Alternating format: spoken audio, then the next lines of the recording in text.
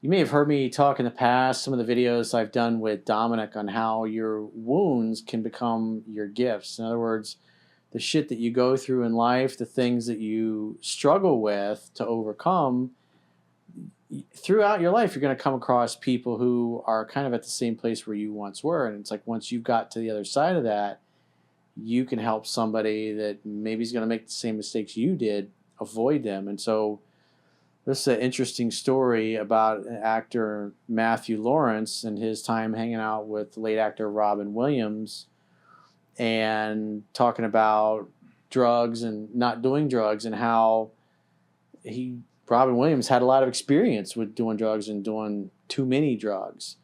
And so he was this young kid that played, I think he played one of his sons. Yes, he did. In the movie.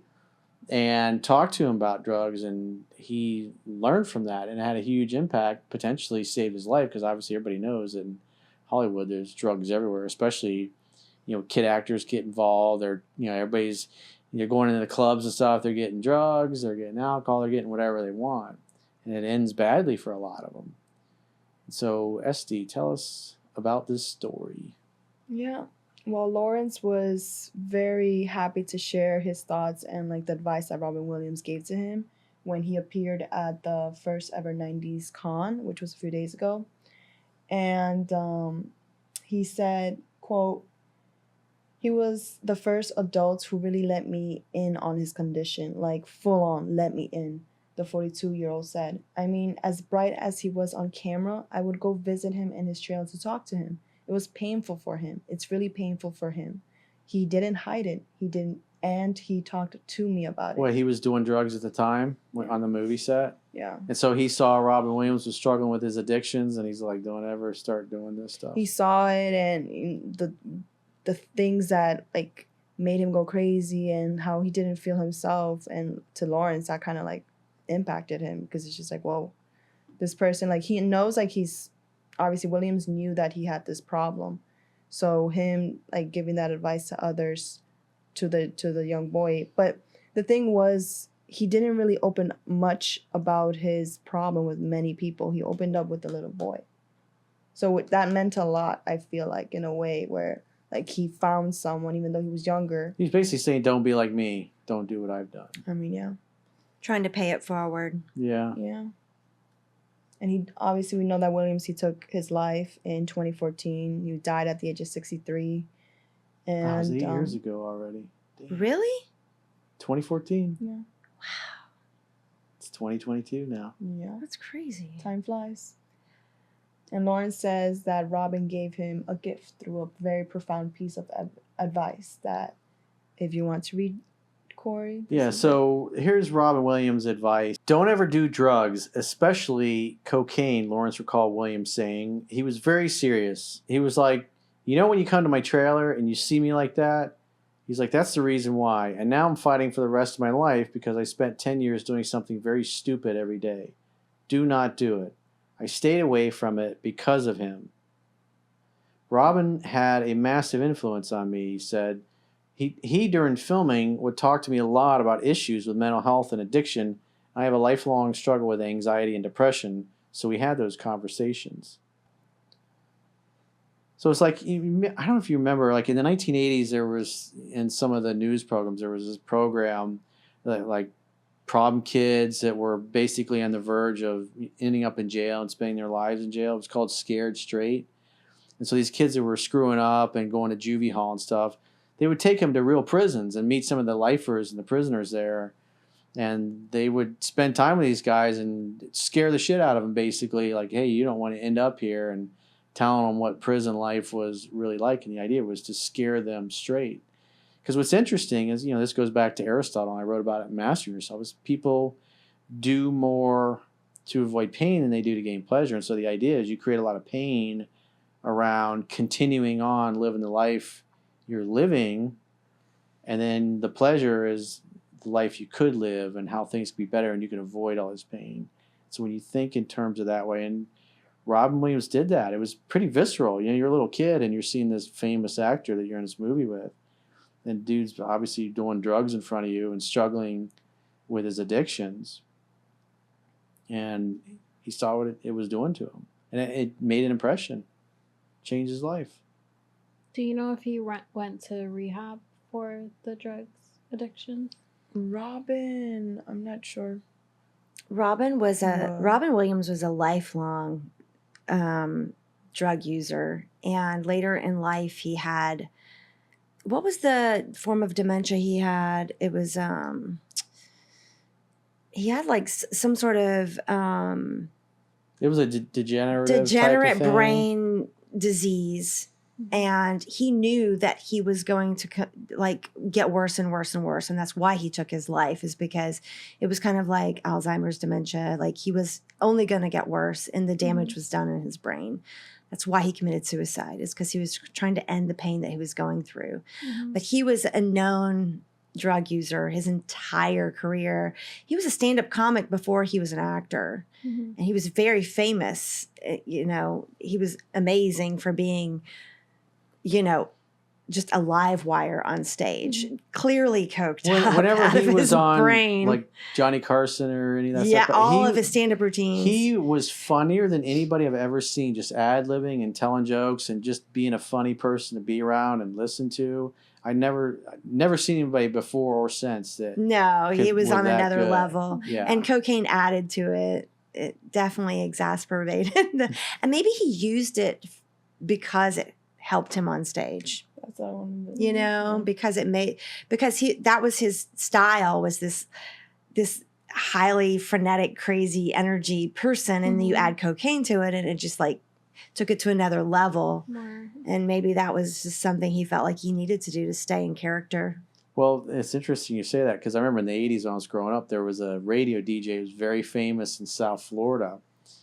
And he was hilarious, and he had huge ratings. And I think I know who you're talking about. He was doing cocaine all the time. And then he went to rehab and stopped doing cocaine, and he just wasn't. He wasn't funny anymore.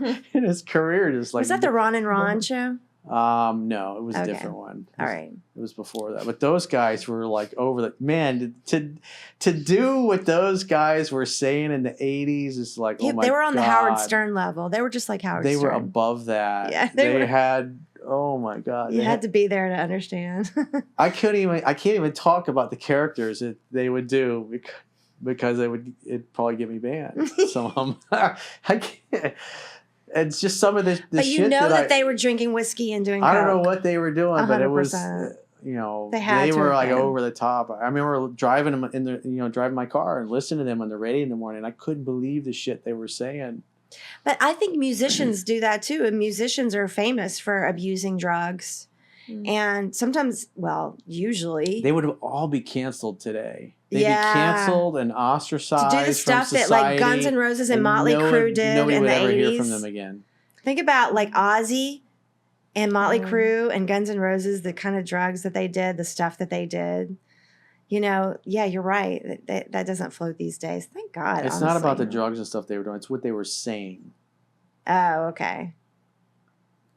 It's interesting though, because you see like the funniest people and like the happiest people, the brightest person in the room is actually the saddest person in the room. Because they're putting a mask on. They're masking. And no one has any idea until like things like this happen. Those are people that are givers, and they're trying to protect other people from their depression. Whitney Houston, didn't she overdose, I think? Yeah, I think she OD'd on cocaine or something else and drowned in the bathtub. And then her daughter, same thing happened to her. She followed right after her mom. Yeah. Which was sad because she should have like learned and like moved on and passed it. But she was an addict. Yeah. She was beyond. And she had people in her life that were enabling the behavior. That was true. It's such a repetitive story in Hollywood, isn't it? Yeah. Because Hollywood allows it. Whereas if you're just in like, debauchery. I don't know, a kid in school in Michigan or Minnesota or Nebraska, you can't do that. But if you're a kid going to school in Hollywood and you're on the hottest set, like the hottest movie, you're allowed to do anything. You can have your trailer and do a line of coke and have sex in your trailer, and you're probably 15 years old. It's crazy. You know, it's allowed. Your life's a show at that point. And you're just property. They just own you. Your life doesn't even belong to yourself. So they're escaping, you know? That's what happened with Demi. Demi started to Perfect example. perfect. She started Barney, wasn't it? Yeah. And from there, she went into like a very dark hole. These past few years, it was hard. And then the music that she writes, she explains and she admits of obviously she's like Yeah, an addict, her but music is like an open wound, just bleeding out all of the trauma that Mhm. girl's been through. she's been through So a it's lot. interesting. Robin, he had other things to say. He said, this guy continues on. He says, Robin had a massive influence on me. Said Wilson, 34. He, during filming, would talk to me a lot about his issues with mental health and addiction, and I have a lifelong struggle with anxiety and depression. So we had those conversations. And he continues, I think it was good for me to realize that it's okay to talk about this. It's okay to be vulnerable. And it was really the first time I had someone to sit down with me and go, I understand that you have anxiety and you are not alone. You're not just some weirdo freak who has something going on that nobody's going to understand. That's everybody's going to reject you for. Like, this is okay and there are things you can do and you will be all right. At the age 10 and having Robin Williams talk to him, it definitely had impacted him. Because a lot of people, they don't have Robin Williams popping in their life in that key period, giving key advice, and they end up ODing. Hey kid, shoot hoops, not heroin. I mean, I respect it for that. Like, the way I see it is, he said, if I can't save my own life, like, I want to save someone else's. True. So far, he's kind of accomplished that with At least this one kid. And now he's trying to pay it forward, too. Yeah. Well, he's not a kid now. He's 34. He's 42. 42. Damn. Yeah. He's old. That's right. That was early 90s. I was in my Yeah. early 20s. Time flies. It does. I also question because obviously we had him, what was his name? Lawrence? No, just Matthew Lawrence. Yeah. What about his parents? I don't even know much about his parents, but didn't they educate him? I think when you're younger, when you have that platform at home where your parents talk to you about drugs, sex, it's important because let's say you go into the real world, you don't know, but you're gonna have other people who will help you out, which in this case Robin did. But You I want question people that what have his walked parents- through the fire and gotten burned and know how to avoid getting burned. Yeah, because a lot of parents just don't understand, have never been exposed to it.